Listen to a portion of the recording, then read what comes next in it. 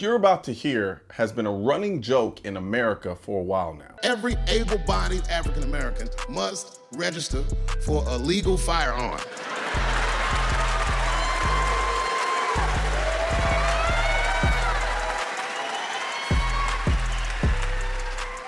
That's the only way they'll change the law. Granted, this statement has been made before by many people. However, it shouldn't surprise anyone because for a long part of this country's history, blacks weren't allowed to own guns. The very genesis of gun control was ingrained in racism. Look at history between guns and gun ownership. You will find that without question, gun laws were created to restrict gun ownership from certain classes of people. Long before the revolution, long before the drafting of the Second Amendment, laws were passed in the various colonies in what is now the United States to take away guns from minorities. The first gun control laws in America start in 1620 in Virginia, when the legislature enacts a law saying, don't let black people have guns. And that's been sort of the key theme of American gun control for centuries.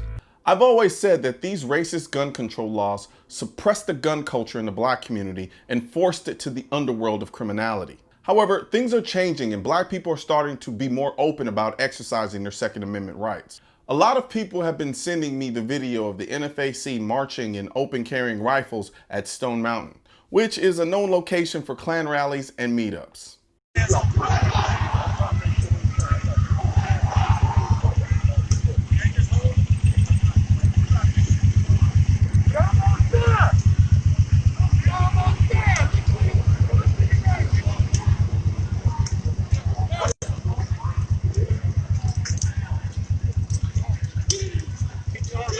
Watch the woods.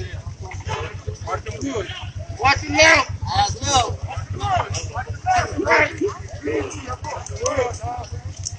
Never go back. I don't personally agree with some of their ethos, but I don't care what color you are or what group you're from. I love to see people exercising their Second Amendment right. That being said, now that black gun ownership is starting to hit the mainstream, we can finally put Dave Chappelle's theory to the test. Black people across the country are arming up. So I want every single person, not just blacks, but everyone in this country, especially the new gun owners, to pay attention to who is pushing gun control now that more blacks are exercising their Second Amendment rights. Everyone loves to point to the Mulford Act as the shining example of how gun laws change when black people arm themselves. And as I said in my video about the Mulford Act, that very well could have been the case. But let us not forget, the Mulford Act was passed with bipartisan support. I bring that up because the left-leaning media loves to tell black people that it's the racist white conservative Republicans that don't want black people to own guns. However, in my 10+ years of 2A advocacy, the people I continue to see pushing for more gun control laws the most are the leaders of the Democratic Party and the left-leaning media, which is super weird to me because I've been told my whole life that the Democrats and the super liberals are the only people who care about black people and their rights. So, if this is true, why the hell are they not fighting for the 2A rights of black people? I see them use black on black violence in our inner city neighborhoods to violate black 2A rights, but I never see them actually defend it. They tell us time and time again that the Republicans don't want black people to have guns. But when was the last time a Democrat talked about protecting gun rights, period? Give me one. If the Mulford Act was so racist, why aren't the Democrat leaders in California who claim to love black people so much doing more to fight to repeal the Mulford Act? They'll paint Black Lives Matter on Hollywood Boulevard to show solidarity with black folk, but when it comes time to show solidarity with black gun owners, they're not only silent, they're drafting up even more gun control laws. But I thought the Mulford Act was inherently racist. Nobody cares about paint on the street. Black people care about protecting their families. I don't need you to take a knee in kente cloth. I need you to protect the constitutional right that you keep telling me the other side doesn't want me to have. Stop bribing black people with empty virtue signals and protect our 2A rights. Joe Biden is the same person who brags about writing the 1994 crime bill and assault weapons ban. Well, two things. You may remember that the only guy that's ever beaten the NRA is me. And the crime bill, for real. I'm the guy that led the effort to get the Brady bill passed, which had the background checks. That wasn't in the crime bill, but that was before that, number one. We expanded the background checks as well. And I also was able to get past an assault weapons ban, as well as a limitation of the number of bullets that could be in a magazine. Then, when confronted with the result of these said bills, says he's not ashamed of them. Another thing about how perspectives change over time. Bobby Rush, member of Congress, said the other day, "I'm ashamed that I voted for the '94 crime bill." You ashamed of that bill? Not at all. And in fact, I drafted the bill, as you remember. I know that.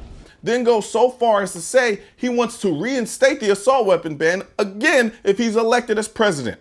Eliminate assault weapons as being illegal to be sold or owned in the United States, as well as limiting the number of bullets that can be in a clip to 10. And where do you think they're gonna enforce these gun control laws the hardest?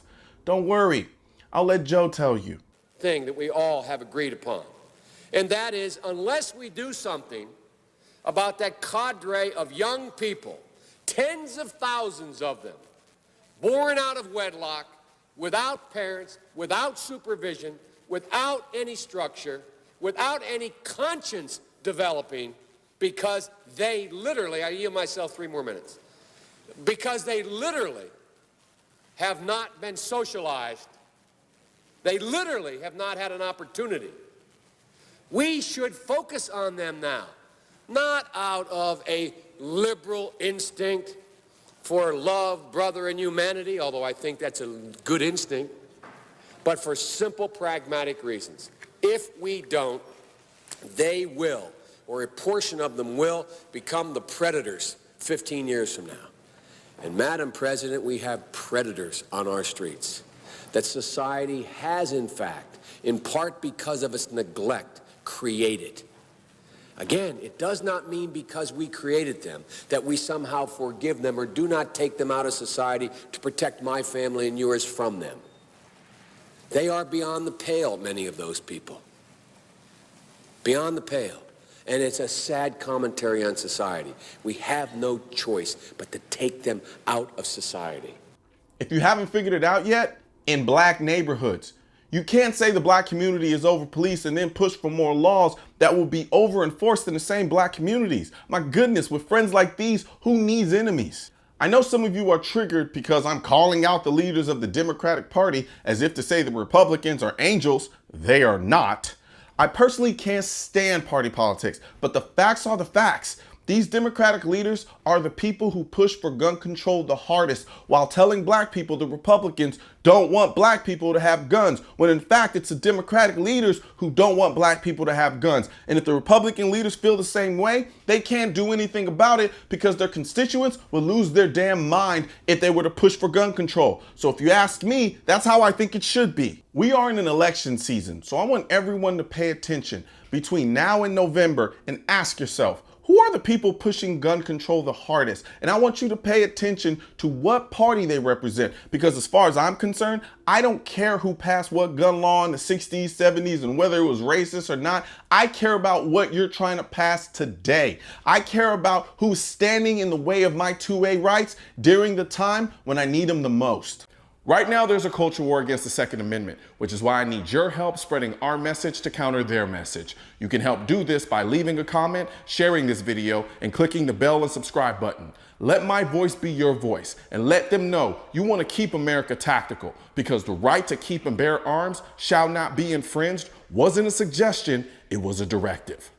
Also, if you're wondering where to purchase your AR-15s are essential, I will not comply. I am the militia. I lost all my guns in a boating accident, and your state-specific Keep America Tactical shirt, click the link next to my head or the link in the description section. Or if you're watching this on a mobile device, tap the small triangle on the lower right-hand side of this video and click the link in the description.